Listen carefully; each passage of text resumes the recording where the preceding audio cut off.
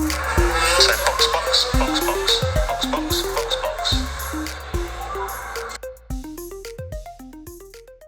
Hi, my name is Rochelle and you're watching or listening to Box F1 Pod. Welcome to the Italian Grand Prix episode. I am so excited to talk all things Monza, Charles, the Tifosi, Italy, I feel like the more I cry during a race, the more I want to talk about it, but also the harder it is to talk about. But I've got my trusty FLURRY here with me. And I'm also drinking a limoncello spritz. And let me walk you through that. The limoncello is sort of the sweet and sour emotions that come with being a Ferrari fan. I've got the champagne and the sparkling water, which represents the tears of the Tifosi. And I used this gin called Gin Fuel the Dream, which is my favorite gin if you've been here before. Fuel the Dream, because who fuels a dream better than Charles Leclerc? And gin is English, and that represents Carlos's tragic departure from Ferrari. But we're here to talk about Monza, and I can't wait. But first, we've got to kick things off with the off-track drama that we've got going on. And there is quite a bit on and off. So let's get things started with the digital warm-up. Lap 1, F1 news.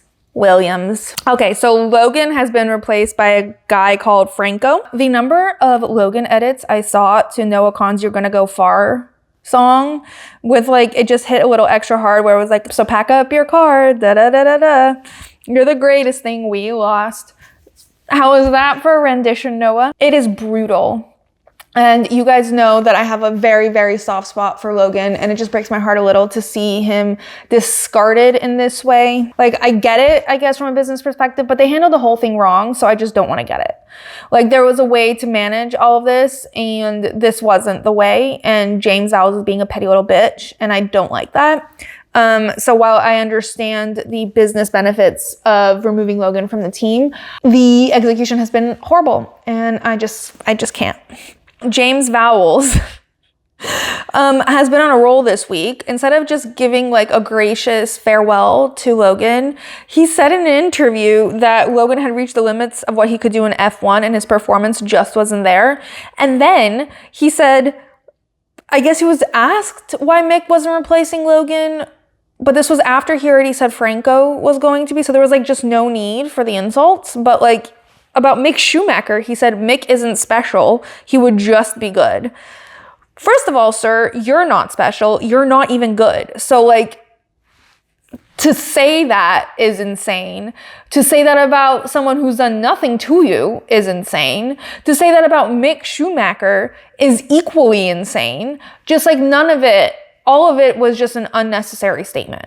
None of it needed to happen. Toto did defend Mick, but Toto makes comments like that all the time. Sometimes, more and more, I'm starting to see where James Vowles learned his behavior. It's starting to come through. So Toto chastising him is kind of funny. But in this case, I agree. Why is Mick Schumacher catching strays from James Vowles, entirely unnecessarily? By the way, do we think Mick Schumacher might be a serious contender for Audi? Because he's German. And they love Germans. And he's as German as they get. Would that be an option? Or I just want to know what they're going to do. Because everyone thought that Carlos was an Audi shoo-in. It doesn't seem like Valtteri or Guanyu are staying at all anywhere. Franco might be an option, not entirely sure. But I think Mick would be nice to have him back in. Nico and Mick is such an Aryan duo. It's a lot of blonde and blue, just saying. I'm going back to the topic at hand, which is Logan. Duracell posted a kinder message to Logan than James Vowles has said in 2 years. They said, thank you for all the moments in the past 2 years. We'll always remember your first point as the only American in 30 years to score points. Oh, since I've been alive, no American has scored a point. On your home turf, you've always been built different. We thank you, Logan, for being a spectacular partner and always giving you your all. It's been our pleasure watching you race. Keep powering forward. We can't wait to see what you'll do next. Great caption from Duracell. Social media manager gets a raise. They hinted at the Duracell thing with the powering, and it was just nice and sweet and just just a nice thing to write. Probably already written for the end of the season, but they got to use it a little earlier. Alex also made a statement about Logan, which I really appreciated it. I know firsthand how brutal this sport can be, and it's tough to see Logan leave the team mid-season. You gave it your all, brother, and it's been a pleasure being teammates with you. I know whatever you do next, you'll be awesome, with a picture of them together. And it's like a very, it's not overly emotional, didn't talk about them being like friends or whatever, but it's just a really sweet goodbye to someone. And I think like how he said at the beginning, like, I know firsthand, like he really does know firsthand. And I don't think he had someone like himself guiding him through when he was at Red Bull and going through all that. It felt like he was quite lonely. And then he had to stay in that environment. Which I guess Logan is technically still a reserve driver for Williams. But like, I feel like that's why Alex was always so kind and always so mentory and always supportive. And like that really shone through because he really knew what Logan was going through. And if it sounds like I am on the verge of tears, it's probably because I am. Logan really gets the waterworks going for me for whatever reason. Oh, Carlos was asked how he feels about Franco taking over, I guess, his spot for next year. And Carlos started his statement, because I love Carlos so much. He started his statement saying that he extended his condolences to Logan and that it's heartbreaking to lose a seat in that way. And then like also Alex's post, by the way, was liked by like every driver that's ever been fired or on the brink of being fired. And it's just like lost sad boys unite. Like they get it. But I appreciated Carlos. I think that was really sweet.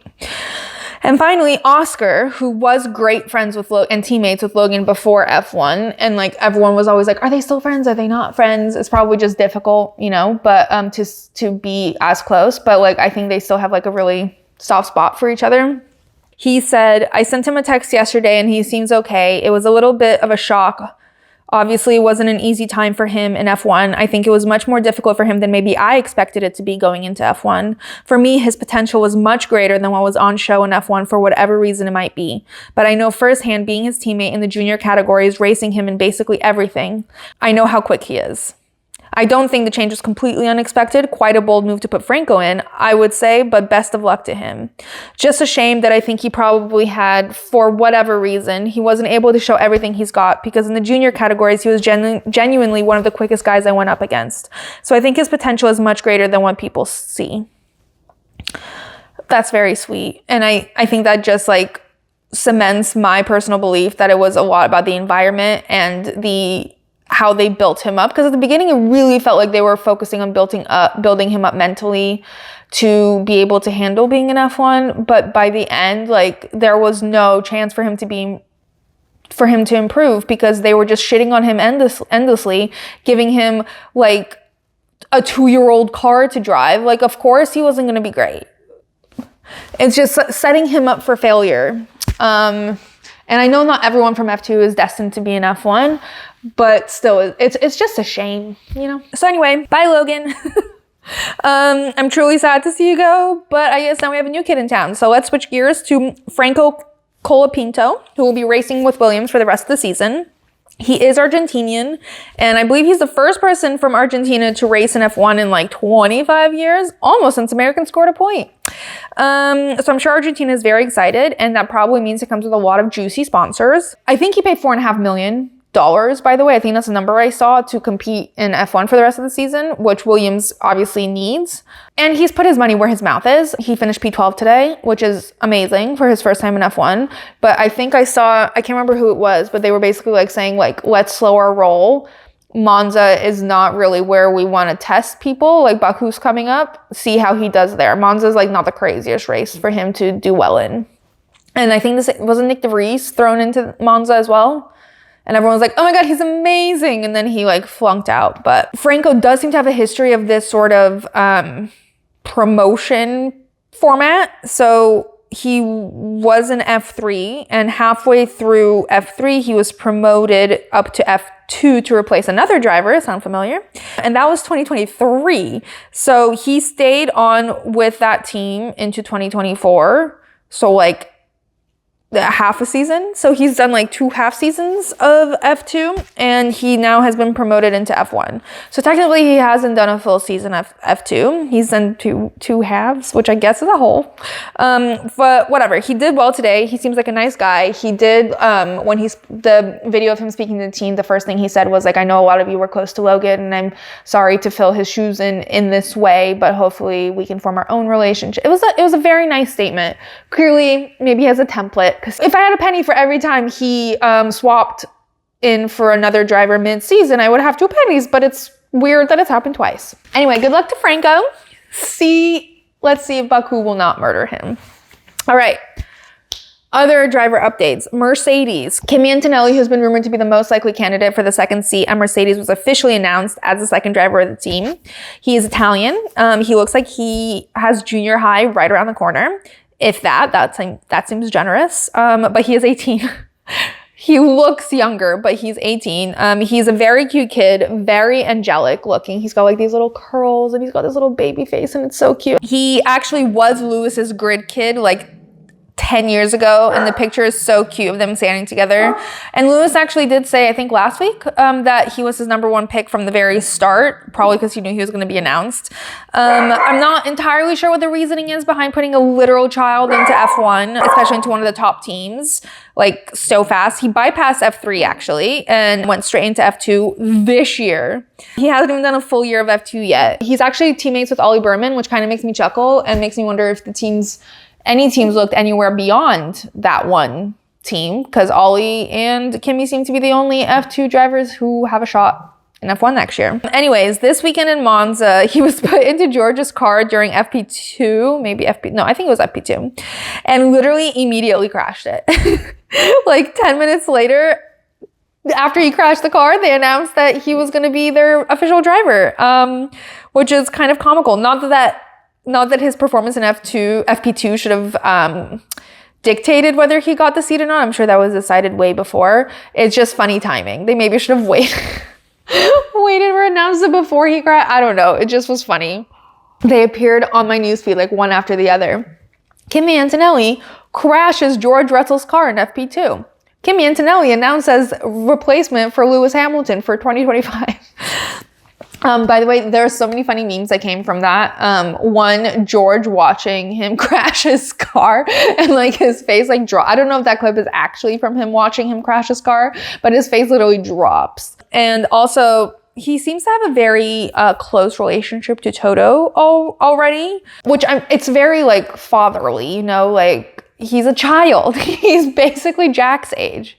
His son's name is Jack, right? Jack Wolf. Right? But there's like a lot of clips of them hugging and Toto looking lovingly down at him. And all the memes are basically like poor George Russell slaved away at Williams, promising to be like the golden boy at Mercedes. Finally got to Mercedes. Lewis is leaving. He's finally going to be the team's protege. And here comes Kimi. Poor George Russell. But another funny thing that came from this replacement is that when Toto announced it, he said that he knew from the very start, like from the moment Lewis, actually said 5 minutes after Lewis announced that he was going to Ferrari, he knew that he was going to pick Kimi, which is funny because like, was he just fucking with us this entire season? Like all of those rumors about him wanting Max and like all of those rumors of him like chasing after him and meeting with him and yada, yada, yada. Like, what if Max had agreed? Kimi would have fallen to the wayside, right? Like, there's no way he would have picked Kimi over Max. Although, culturally, terrible combination. Like, Max does not fit into Mercedes culture, but at all. So I don't know why that was ever being entertained. And I'm mostly harping on Kimi's age because I'm just a little worried that it kind of feels like everyone's trying to make the next Max Verstappen, and they think the way to do that is to shove a teenager into F1 and hope it goes well. And that's not... Max was 1 in a million. Like, he didn't have his driver's license. He was put into Toro Rosso. He skipped straight from F3 to F1, put into Toro Rosso, did there like a year and a bit there, and then moved over to Red Bull. And he did remarkably well all throughout.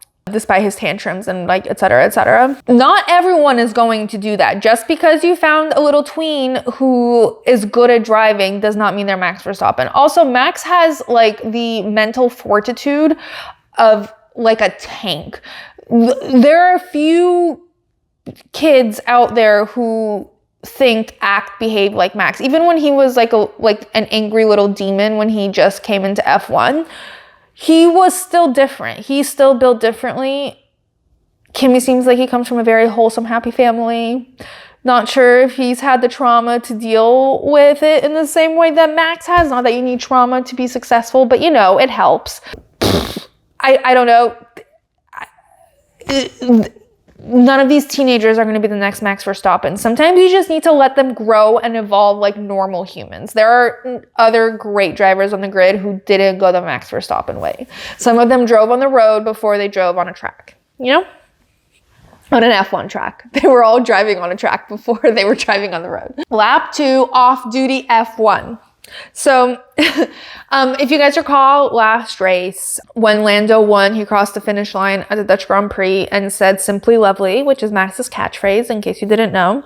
And everyone, if you're a Lando fan, you thought it was fucking hilarious. And if you're not a Lando fan, you thought it was, it was a little crazy. Max commented on it and said, "I heard that people heard that, you know, I'm just not happy with the race. We have enough things to focus ourselves on, that kind of stuff. In the end, I don't care. I have to make sure the car gets better. I'm doing my best. We get on with each other, and that personally does not have to change." Well, baby, it feels like Max really is holding on to these friendships. Like, whatever happens on track, I don't think he would ever let that impact how he feels about Lando. I don't think the same thing goes for Lando. Well, Lando is a bit more petty and immature, but also I just don't think he's able to separate it in the same way. And that's no like shame to him. Like, I think many people would have trouble separating it, especially when you're like good friends and then like you're fighting with each other. I don't think Lando's going to be able to separate that quite as well as Max is able to. And I do think it upset Max. I think there was a clip of Daniel talking about it where he's like, I know both of them well. And he was like, I don't think Lando meant it as jokingly as he wants it to seem like he did. And I don't think Max is going to take that as like shots fired, basically. Even though he's going to want to maintain their friendship. But they're competitors at the end of the day. And that was a clear shot at Max. Like, look what I can do. But he can't back it up. Max only started to struggle when the car went to fucking shit. Literally, the car went to shit. Also, people keep asking me, I don't know how to explain it, but people are like, well, how can he have been so good and then the next week, like, his car is so bad? Like, how can the car just get bad? And I honestly don't know the answer to that. But the car, the team, the driver are all key to the success. And, like, Max has not gotten worse. Max is not making mistakes. Max is not like panicking. Nothing is happening with Max's driving. His machinery isn't working. And I can't explain it. I don't know why it suddenly got to shit. I did hear a rumor saying that Checo has crashed so many times they don't have the money to try to fix it. Don't know if that's true. Don't know if it's because what's his name is leaving and they don't know how to fix it without him, which does not bode well for the future, but you know. Kick Sauber did a really cute video. They put signs on Valtteri and Guanyu's back that basically said, on Guanyu's back it said like, don't talk to him about his cat, he has a job to do. And on Valtteri's back it said, don't talk to him about cycling, he has a job to do. And it was really cute. And a Red Bull commented and said, oh, get me one of those cat signs, I think we might need one of those. Because Max likes cats. Also, I don't know if it was from this race or from the previous race, but there was a clip of Daniel, Yuki, Max, and Checo discussing who has the worst or best fashion sense. And none of them actually said words. They sort of all communicated with their eyes.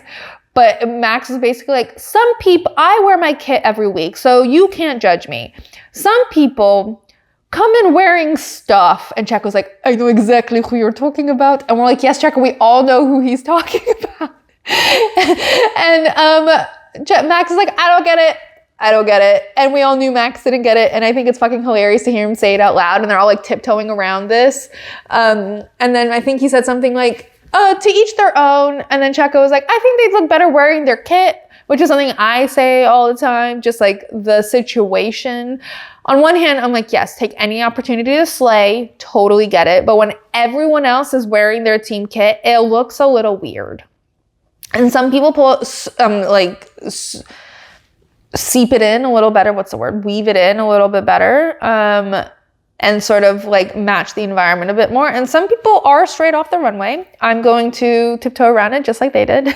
But it was very funny to finally hear Max talk about fashion because I just knew he didn't get it and I wanted to hear him say how much he didn't get it, and it was really funny. Also, Oscar did an interview with Cosmopolitan UK, and the whole thing just slaps. Watch it if it's linked in the bio, but it was so funny. He did say at one point that he doesn't think anyone could outdo his entrance into Formula One. He also said he does not recommend it.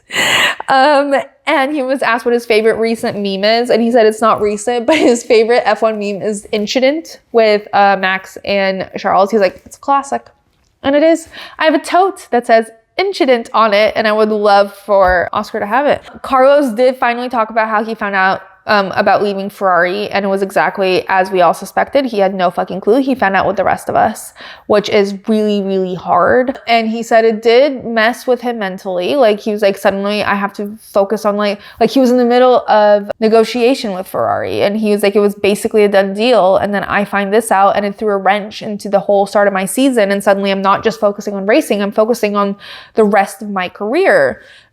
Remember, that's when he was doing the best. I think the pressure. Now I'm like wondering when he actually signed with Williams though, because that pressure was doing wonders for his performance. Not that he's doing bad now, but wonders at the beginning of the season. That and the appendix, damn, that's a recipe for success. Make everyone like at risk for their job and having surgery on a weekly basis, and we're gonna get amazing performances. That wasn't literal. Okay. Also, Carlos turned 30. He's like almost my age. He's a little younger, but he's like in my class. He would have been in my class. His cake from Ferrari was amazing. Back on Cake Watch. Who remembers Cake Watch from like a year ago? We haven't done it in a while. If you remember, my ranking for Cake Watch was overuse of fondant while still showing personalization to the person. Because I think the fondant makes it look impersonal, but sometimes they try to like showcase the personality with the fondant.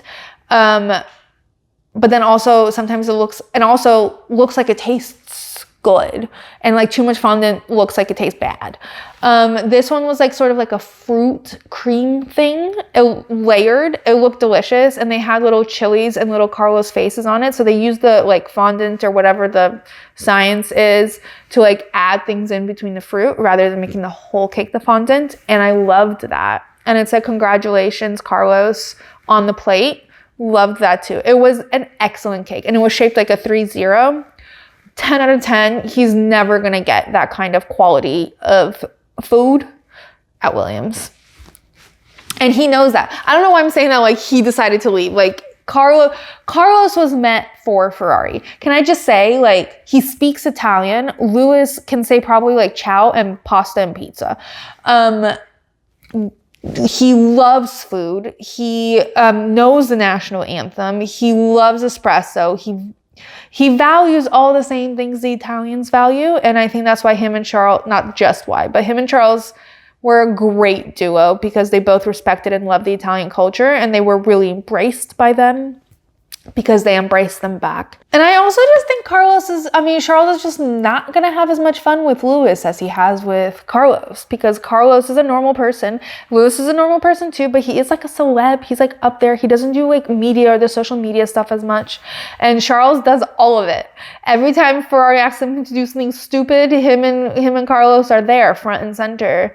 And I just don't think that Lewis is going to do that. And it's a great opportunity for Ferrari. It's a great opportunity for Charles to learn and to show what he's made of. But it's just not going to be as fun. And it was just a really great duo. I know people said it was a PR relationship. I don't think it was a PR relationship. They maybe weren't like best friends, but they were great friends, and it was a great partnership, and it was just good. So I'm a little sad. More about Carlos's birthday. There was a really funny clip of them waiting to go into something. And it was Carlos, Charles, Lando, and Alex Albon. So past, present, future teammates. And what's his name? Oh yeah, Charles was like, oh, I didn't even wish you a happy birthday today. And Carlos was like, no, you didn't. Carlos was like, no, you didn't. And Lando was like, oh my God, it's your birthday. And then Alex was like just standing there smiling. It was like a funny clip. I hope him and Alex get on. I really do think they will, actually. It'll just take some time. Culturally, I think him and Charles are pretty on par with each other, which I think served a Ferrari team, you know? Also, there was a very, very cute clip of Charles leading the Monza crowd and singing happy birthday to Carlos in Italian. Carlos was wearing his little chili bucket hat. He teared up, I think.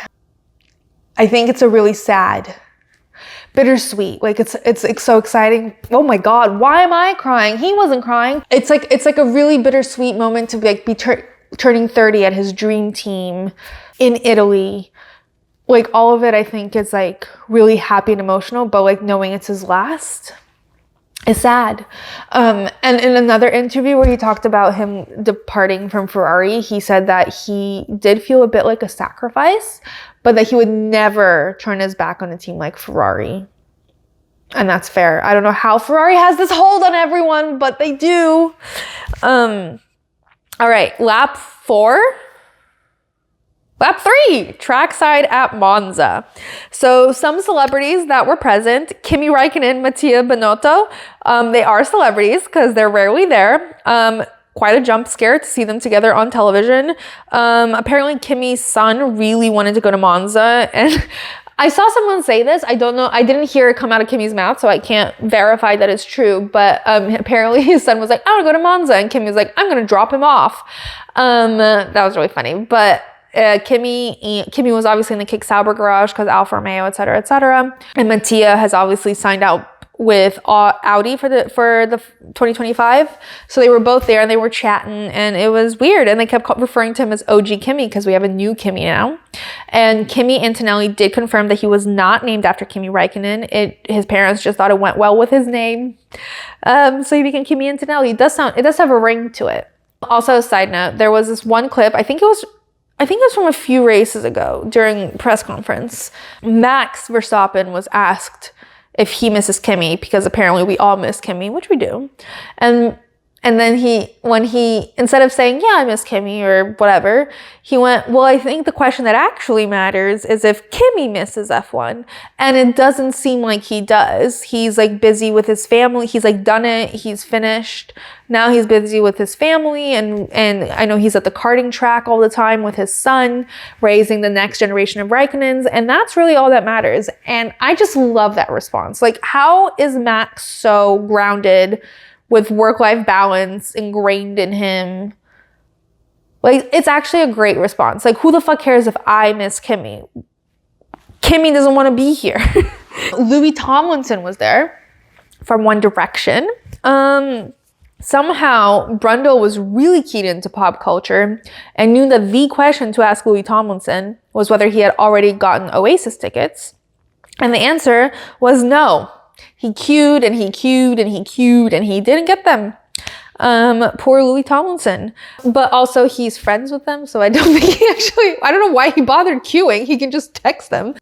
I also saw a clip. Before I move on from One Direction, everyone was saying that like Charles's win, because he was in the Ferrari garage, was saying that Charles's win was clearly One Direction magic. I'm not going to argue with it. And finally, Carlos Alcaraz was there. I saw no evidence of that other than like a post on Instagram of him in the Alpine garage. Don't know if that was bullshit though, because he wasn't on TV, and I feel like they really would have talked about Carlos being there. But it was like basically from the US Open to the Alpine garage, and I'm like, that's a terrible trajectory to follow. A couple of interviews that happened on the this fan stage crowd event thing that they have the day before the race. Daniel said a few words in Italian to the crowd about how happy he was to be there, etc., etc. Daniel's broken Italian always coming out at the Italian Grand Prix. The Ricciardo really throws people off. And then the MC turned to Yuki and she was like, "Can you translate that?" And Yuki was like, "For sure. He said he hates you all and loves pineapple on pizza." And I just laughed. Yuki just, the video that I saw it in, it just said like Yuki chose chaos, and indeed he did. And finally, Lewis and George were on that stage and they were asked if they're eating any Italian food, and they went, "Actually, we're too fat to eat pizza." And everyone laughed, and the interviewer was like, "No, you're not." And they're like, "No, we're literally too fat. Like, we both weighed in too heavy, so we actually can't eat it." It was really funny. Anyway, with that, on the note of pineapple pizza and being too fat, we conclude the digital warm-up. On to the race run.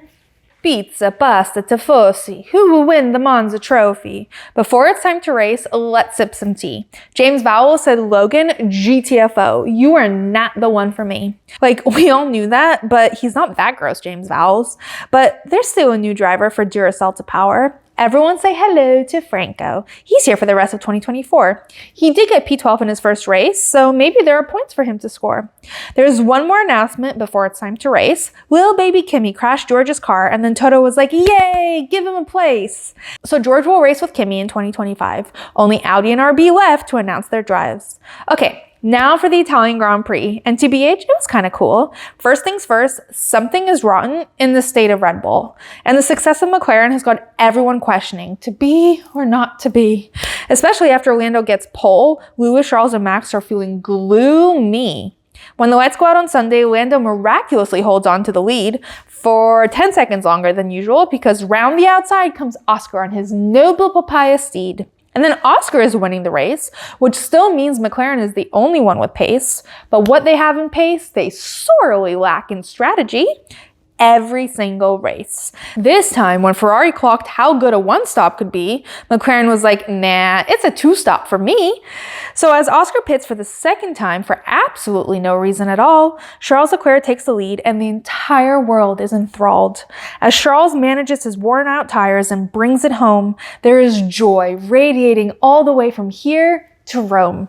And we're all shouting "Forza Ferrari" because everyone is a Ferrari fan, because Charles Leclerc fills us all with hope the way no one else can. Up next, Baku. Boys, what you gonna do? Okay, on to analysis. So starting with quali, there were a couple of really close releases onto Max Verstappen in the pit lane. The second one, I forgot who was in the second one, but it was not quite as close. But the first one, Oscar was released right in front of Max, like literally basically on top of him. It was kind of crazy that they did not crash. Also, sorry, it's so fascinating to watch Max's like emotional journey because like there was like one race, I think, where he was like truly like out of control, like emotionally, like he was really angry on the radio and like he couldn't calm down. And then immediately the next race he was like, he'd come to terms with it and he was super chill. Like even today, the whole time, he's like, "Oh, Oscar was released in front of me. Did you guys see that?" Like it was just much calmer. Obviously he was a bit more frustrated than that, but like it's just much calmer. When he like accepts that it's something out of his control. When he thinks it's something in the control of someone, whether it's him, the team, or another driver, he gets pissed the fuck off. But anyway, Lando ended up getting pole, and he was, by the way, his fast lap, he was convinced that he didn't get it. He was like on the radio like complaining, and they're like, "Yeah, you got pole, sir." And he's like, "Oh, really?" Like he thought it was terrible. And if he thought that was terrible, that's horrible for everyone else. And they felt it because everyone was fucking depressed about the quality of McLaren at quali. Lewis's interview was basically like, "I'm just doing terrible in quali. Maybe Kimi will do better." Okay, sir. Charles also was like really depressed and he's like, "I don't want to talk about Lando's pole. We were just terrible in the longs. I have no idea how we're going to convert that tomorrow." You did it. Max was also like, "We suck now, so we're not going to win anytime soon, and you guys can stop asking me about it because clearly we suck." So that's where we're at. Poor Max. Seriously, like, he was asked what it feels like to suddenly lose all the time. He's like, well, actually, I was in this position before I was world champion twice in a row. So, like, I actually do know what it feels like. So it's not that crazy. And it, like, really reminds me of how poorly Mercedes handled suddenly being shit. And I think it's just, like, it's really obvious when someone has been at the lowest, once they hit a low again and they come to terms with it, they know where they're at. If you've never been at that low, the way Mercedes had gotten really super complacent, it was a shock. And it took them like 2 years to recover. I think Toto was still managing not being great. Like, I don't think he's come to terms with it. Lewis, I think, has. Toto has not. Anyway, I went way off track, but the starting grid for the race is as follows: Lando, Oscar, George, Charles, Carlos, Lewis, Max, Checo, Alex, Nico, Alonso, Ricardo, Kevin, Gasly, Ocon, Yuki, Stroll, Argentinian guy, Franco, Bottas, and Guanyu. Let's get on with the race. I don't know what is going on. All right, starting with the start. Lando gets a good start at first, which is a first for him. I think someone said it was like 7 races that he's not in a row, but every race that he's pole, he has not been able to finish that lap still leading the race. But he got off still leading the race. So we all had hope, I think, including Lando.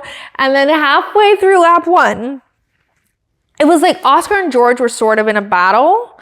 But then George locked up and goes off track and re-enters later. He had to give some spots back, I think. But, like, just as the commentators are complimenting the McLarens on being fair and supporting each other through the start, Oscar overtakes Lando round the outside in one of the most wild, insanely well executed moves I've seen all year, I think.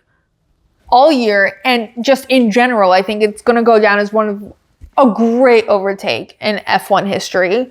He zooms around him on the outside. Literally, he left enough space for Lando, but if anyone had braked at a different time, it could have gone so badly.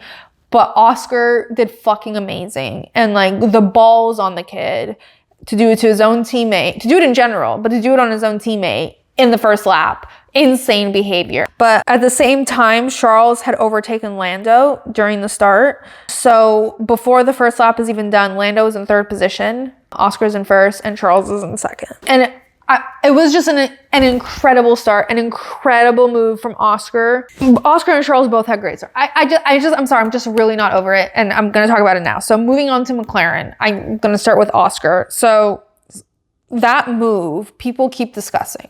Should Oscar have done it? Should Oscar have not done it? He was told that as the race progressed, it seems like they were both told they could race each other. So Oscar did a move. Is that a safe move to do on your teammate? Perhaps not necessarily. It was executed really well and ended up being really safe. But should he have done that? I don't know. But at the same time, he was fighting for the win. Of course, he should have done whatever he could to fight for the win. And he did it super well. He had the balls. And I think this is another thing that people keep discussing is, I think it was Matt and Tommy were basically like, is Lando too soft? Because Lando is really petty and aggressive with his words oftentimes, and he can come off really mean girly. But on track, Matt and Tommy were basically like, is he a pushover? Because no one's really scared of him. People are scared of Max. Max always plays it safe, right on the line most of the time. But people are scared to pull, like, would Oscar have pulled that move on Max? No, I don't know. I don't know. Did he do it because he knew he could execute it well, or did he do it because he knew Lando wouldn't fight back? So some of Lando's bark should probably turn into a bite, is basically, I think, what people are saying. But also, Lando's in contention for the World Drivers' Championship. I don't think he was ready to be in contention for the World Drivers' Championship. I personally was not ready for Lando to be in contention for the World Drivers' Championship. I don't know if he's mentally ready. He also was raised in a very healthy, happy household. I don't know if he's ready to go toe-to-toe with Max Verstappen. He clearly, I think his ego might sometimes get the better of him. For example, last week when he said "simply lovely" when he crossed the Dutch finish line. Does he have the mental fortitude and the raw talent to go up against Max? And Max, I think, said in some interview that he's fought for a World Drivers' Championship before and Lando has not. So he knows how to approach this now.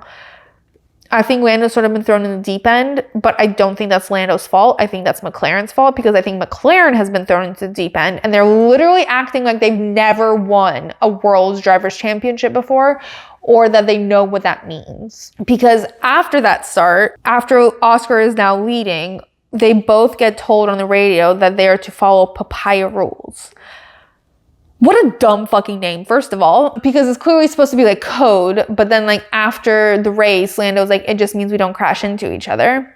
But they say that after Oscar does that move on Lando, and it's more about them racing. So like clearly, if it means something else, it's not, Lando doesn't know, or he's lying, because like it kind of seems like it literally means you can race each other, which is a weird thing to have a code word for. I don't know, unless they just thought it was a fun word. So they just call it that, and that's why they've gone with that, and maybe it's not that deep, but it's like, it feels like a code word, and it feels like an unnecessary code word. But they get told they can race, so Oscar races. So I would like to preface the remainder of this discussion with the fact that I don't blame Oscar for any of this. A lot of people are. A lot of people are referencing back to Hungary when Lando gave the spot back to Oscar. And Lando was told on the radio that he would need the team and he would need Oscar, so he should give the spot back. That was the argument used. And people keep referencing that. We're like, well, that didn't live up. Like, clearly Lando shouldn't have. Oscar's not planning on helping Lando. That's not really what this situation was. Oscar overtook Lando fairly and squarely. And then he was told he could race. He was never told to like give up the position. He was never told to swap with Lando. And I think when Oscar was in the lead, that might have been a bit aggressive for McLaren to ask Oscar to give up the lead to Lando, when Lando wasn't, like, Oscar had by merit gotten the lead from Lando. Do you know what I mean? Like in Hungary, the team had somehow put Lando ahead of Oscar, which wasn't fair. Oscar had won that win. It was his first F1 win. It was an entirely different situation. At this point, I think we're also all very used to teams like giving team orders, and when a team is not giving team orders, it like really throws us all through a loop, because from a racing perspective, it's great. Like, it's so good to watch them race the way they are. From like a business perspective, if you're on the McLaren pit wall and you've got a World Drivers' Championship at your fingertips, no. And this becomes especially true after like lap 39 or 40 or whenever Charles ended up taking the lead, and it was clear Oscar was no longer had the chance necessarily to take the lead back. So it was after Charles took the lead, and it was after Lando overtook Carlos. At that point, you're looking at a McLaren P2, P3. At that point, it doesn't matter who gets the P2, P3, because Oscar is nowhere near the World's Drivers' Championship, and Lando is very close. So at that point, enacting team orders would make a lot of sense. And so everyone was very confused why they did not. Will Buxton went on a giant rant about how, like, he doesn't know if it's because Mark Webber hated being P2, and so he put into Oscar's contract that he can never be a D2 driver, and that seems a bit over excessive, but it is like vocalizing what a lot of people are confused about, which is why there is no like priority for Lando, who is by, like, you don't have to have a D1 and D2, but by default, Lando is leading. He's 45 points ahead of Oscar, and however many points behind Max. Oscar has no chance of catching Max. And so, like, a lot of people are like, do they care about the World Drivers' Championship? And it's not they probably want to avoid a situation where they create, like, doubts and, like, a mental barrier for a driver to succeed. But swapping P2, P3 is not gonna make Oscar uncomfortable. So, like, why not? I don't think they should have enacted it when Oscar was leading, but at the point when it's P2, P3, I think that they really should have, because that's like a few extra points that Lando could have used to catch up to Max, you know? And at this point, it almost feels like they're giving it to Max, who finished like P6, and so he has like no shot of getting there to the front unless something changes in the next few races, unless McLaren is optimizing the chance they have. Max is going to win by default when he could have easily not won. And it's just weird. It's just weird. Nico Rosberg also questioned Zach Brown and was like, what the fuck are these papaya rules? And why aren't the papaya rules team orders? Like, why aren't you just giving team orders? Because, like, isn't it time? There's 8 races left at this point. There were 9 with Monza. But, like, you should be optimizing every fucking point you can get. Because next week, Max might finish P2 or P1. And then Lando's fucked. You know, like, it's just, do I think it's insane that Lando is somehow now might win a World Drivers' Championship before so many other people that I think should? 100%. But this is the position he's in. And for Zach Brown and for that entire McLaren team not to make the most of that is weird. And if it's going to fuck with anyone's self-esteem and mental fortitude, I don't know what the word I'm looking for is, but like, it's going to be Lando's, because he feels like his team doesn't support him. Anyway, arguing that part can go on forever, but where McLaren like also fucked up is the strategy in the actual race, which was to do a 2-stop strategy. And from what I understand, most teams didn't think it was going to be a 2-stop strategy, but the tires were really, really graining during this race, so it ended up being a 2-stop strategy for a lot of people. But it doesn't necessarily mean everyone needed it. Oscar, for example, seemed like he probably could have gone to the end without pitting a second time. And pitting the second time cost him 26 seconds. And I think he was like 20 seconds behind Charles when he left after his second pit stop. And that fucked him over because Charles ended up figuring out how to manage his tires. And Oscar was struggling. And he lost so many seconds. And it's frustrating. Lando, I think, was struggling a lot more with the graining of his tires, so perhaps a 2-stop strategy did make sense for him, but it did seem to screw Oscar over. And I think a lot of teams sort of like pivoted to a 2-stop strategy when they initially intended for a 1-stop strategy, but it kind of seems like McLaren went into this race aiming for a 2-stop strategy. Don't know why they would go into this aiming for a 2-stop strategy. But the tires were like really struggling. I don't know if it needs I forgot who it was, said that the track might need resurfacing or something. And it was like all the tires, everyone's left front tire or something was really struggling. And it's weird for it to be consistent across teams. But anyway, that strategy really screwed them over. They potentially could have had a win had they not gone with the 2-stop, specifically for Oscar. And it's then at that point that the first part that we had just talked about comes into play. So if they gone with the 2-stop strategy, both of their drivers are P2, P3, then they put the Drivers' Championship as a priority, not Oscar's win. Ferrari decided to do the 1-stop strategy for both Carlos and Charles. And somehow, some way, Charles nursed those tires all the way to the end from like lap 39. Carlos struggled a bit more. I really wanted him to get a podium. It was his 30th birthday, his last race with Ferrari in Monza. I really, really wanted him to get this one, but alas, they both have graining tires, but the McLaren has more pace, and so Carlos did as much as he could.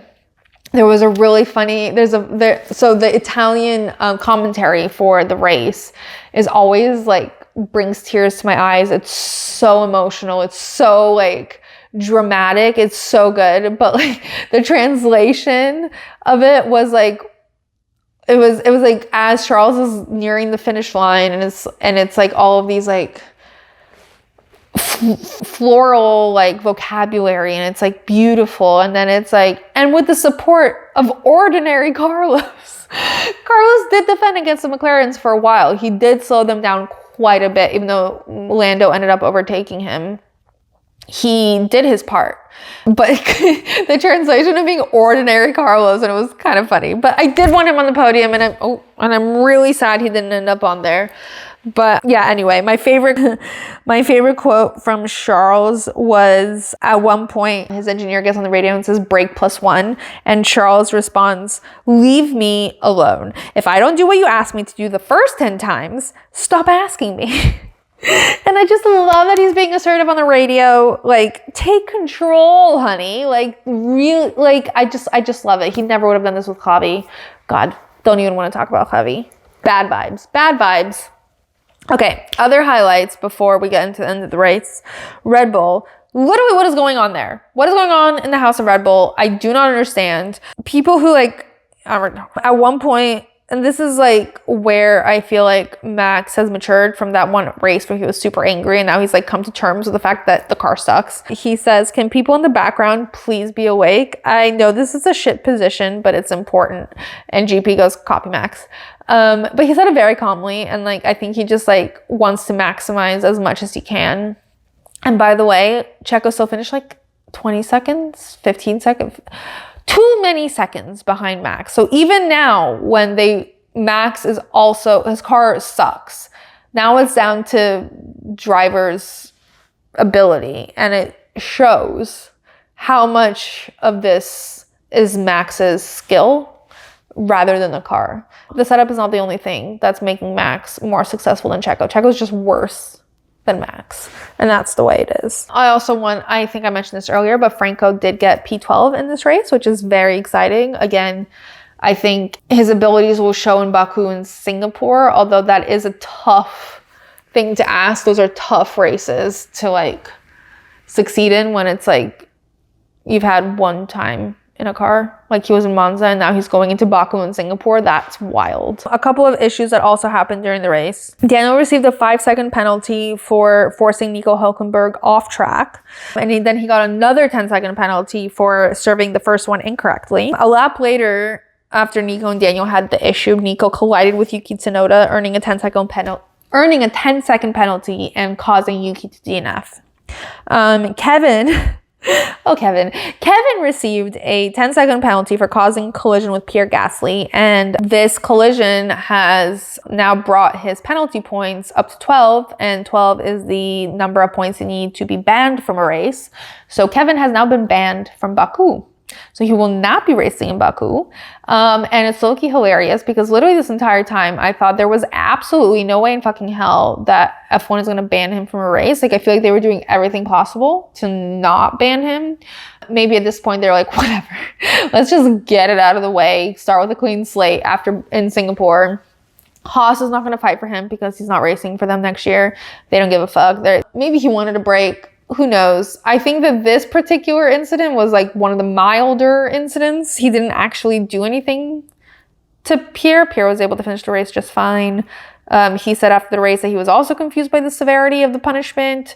But I think we're all just trying to get out of the way because we've been talking about Kevin being banned from a race for like 6 months now. The most likely option to replace him is obviously Ollie, to give him some more chance to be in the Haas car. Could they give someone else a chance? Probably. Will they? Probably not, because this is a great opportunity for Ollie to get some experience under his belt driving an F1 car. Baku's wild though. That's actually probably really smart if Haas puts him in and not someone else, because if he is driving next year when it matters and in Baku with experience already, it's going to help him a lot. All right, so after the race, McLaren is depressed as fuck. Like, they are so unhappy.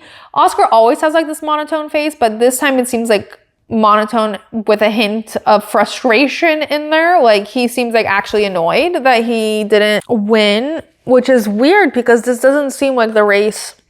It seems like he was frustrated by the strategy, actually, now that I think about it.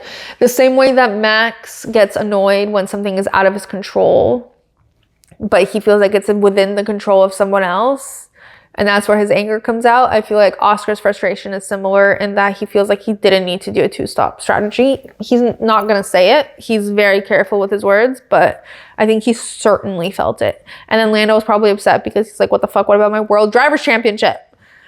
After the race, there's actually nothing that gives me more joy than Tifosi. Like, Charles winning. Right. This is what I'm going to say. Charles has the worst luck of anyone I've ever encountered in my life, but also somehow the best luck of anyone I've ever encountered. Because tell me how of all the races to win this year, he won his home race in Monaco, and also every driver's dream race. And he won Monza, which is like the heart and home of Ferrari and Tifosi. Second to Emilia Romagna. But like, that's like insane luck. Like, how is his luck so extreme? Like, how is this Monegasque witch? How does she work? How is she picking and choosing these? Like, did she decide to give him the most meaningful races this year and make everything else suck ass? Like, how is this luck being distributed? It's fascinating to me. But yeah, the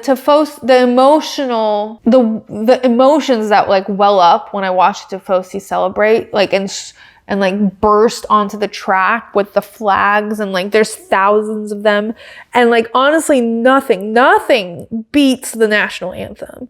Like, it's always amazing whenever a Ferrari driver wins and it's like the whole team singing the national anthem because they're all Italian. Watching thousands of people sing this anthem like actually did something to me internally. Like, I was torn apart. I sobbed like a fucking baby for like, from the moment from the last like 5 laps when like Charles was going to win, but like maybe Oscar's gonna go super, super fast and like take it away from him. And then he won, and then his like sheer joy on the radio, and his engineer telling him that he's an inspiration and that he keeps him dreaming. Like, what? And then all of the Tifosi cheering for him, and him standing on that balcony like freaking Queen Elizabeth, like looking out onto his, you know what Charles is like? Charles is basically like our modern day Alexander the Great. He is winning the hearts and minds of multiple nations, every female in the world, but like to have such a chokehold on his home country of Monaco and all of Italy is amazing. Like, I can't put it into words. Like, I've linked so many videos in the show notes of these celebrations and of watching them all watch him, and like, it's just, I cried and cried and cried and cried and cried, and it was just thrilling. He is their child. He is their Santa Maria. He is their Jesus. He is their everything. And he deserves it, because Charles inspires hope and just everything. And it was so happy. And then there was also the clip of him celebrating with Leo, and Leo's like looking up at him like, ah. And Charles is like, ah, and Charles is beautiful, and like, oh, I can't. That was a whole bunch of gibberish, but driver of the day was Charles, and I have nothing to argue with that. No one else came close. I mean, people came close. People did pretty well. There was a couple of great drives this race, but Charles. King of Italy. Dick in the box. I think the obvious dick in the box is McLaren, both for how they're handling their opportunity to become to make Lando the world drivers champion, and also just they can't strategize in high pressure situations. Like, what is going on? Get it together, guys. Like, you are having the opportunity of a lifetime. You built a car that works, assuming nothing's illegal. I don't know what Fernando found in his inspection last week, but assuming nothing's illegal, you have built the car of a lifetime. Make the most of it, please. Anyway, the results are as follows. Charles, Oscar, Lando also got the fastest lap, followed by Carlos, Lewis, Max, George, Checo, Alex, Kevin, Alonso, Franco, Daniel, Esteban, Gasly, Bottas, Nico, Guanyu, Lance, and then Yuki, who DNF'd. The standings are as follows. Max with 303 points, Lando with 241 points, which I think puts him at like 61 points behind Max. Close, Would have been closer if they had swapped Oscar and Lando, but whatever. Charles with 217 points. Oscar with 197 points. Carlos with 184 points. Lewis with 164 points. Checo with 143 points. George with 128 points. And Alonso with 50 points. And Lance with 24 points.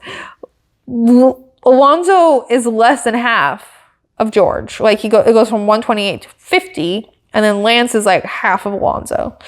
Charles is closer to Lando than Lando is to Max. So McLaren really needs to step up their game. Like, a fast car, proving my point again, is not enough. Driver, car, strategy. The team is a key part of all of this. And just like both of the Ferrari drivers are so close to overtaking the McLaren drivers in the Drivers' Championship, and they just really need to step up their game. The constructors' points are as follows. Red Bull with 446, McLaren with 438, Ferrari with 407, Mercedes with 292, Aston with 74, RB with 34, Haas with 28, Alpine with 13, Williams with 6, Kick Sauber with 0. Again, Ferrari is closer to McLaren. No, that's not true. They're all in the 400s, and then it's like over 100 drop after that. But Ferrari has 407, McLaren has 438, so that's like a 30-point difference. Red Bull has 446, so that's like a 10-point difference, 8-point difference. So everyone needs to step up their game. And with that, the Italian Grand Prix is over. What an emotional, fun, incredible weekend. Next up is Baku, which is going to be a physical challenge for all of us. Well, it's coming up for everyone except for Kevin. So, physical challenge for everyone but Kevin, who will get to eat a burger that weekend. It's a few weeks until the next race, so make sure you follow on social at BoxBoxF1Pod to keep up in between races. And as always, it would mean so much to me if you subscribe, leave a comment, share with any potential boxes, because the more the merrier. And I also message me, DM me, email me, any thoughts, questions, ideas. I love talking to all of you guys, and I can't see everything, so you guys keep me up to date. Anyways, see you guys in Baku. Until then, box.